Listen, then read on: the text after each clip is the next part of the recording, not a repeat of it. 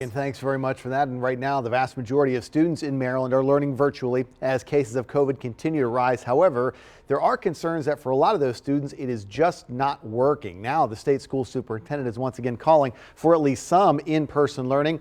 WMAR2 News' ERIN MACPHERSON is live with that story this morning. Good morning, ERIN.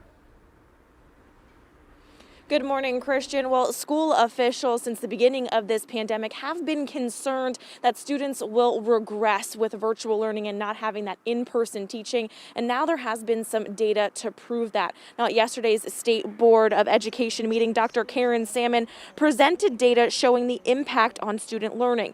She pulled specific data from Montgomery and Fairfax counties that failing grades have increased tremendously, and some districts are having issues with students not even showing up to the classes.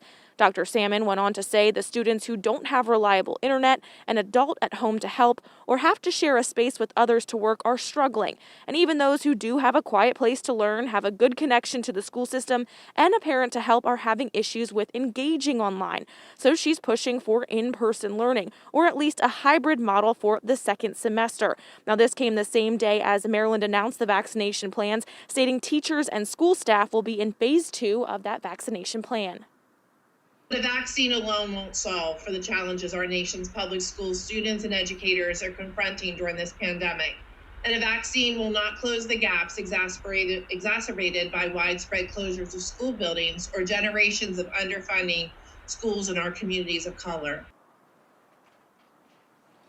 CHERYL BOST is the president of the Maryland State Education Association. She went on to say the state board needs to secure federal funding to help with the immediate educational needs as well as help in the future. She also believes schooling should remain virtual so students, educators, and family have some consistency and to keep everyone safe. Now, Dr. Salmon says the schools are cleaner and safer than anywhere she has been throughout this pandemic, and she believes it is detrimental to keep the schools closed rather than keeping them open. And despite the recommendation from Dr. Salmon, it will still be up to individual school districts to make the decision on how they will move forward.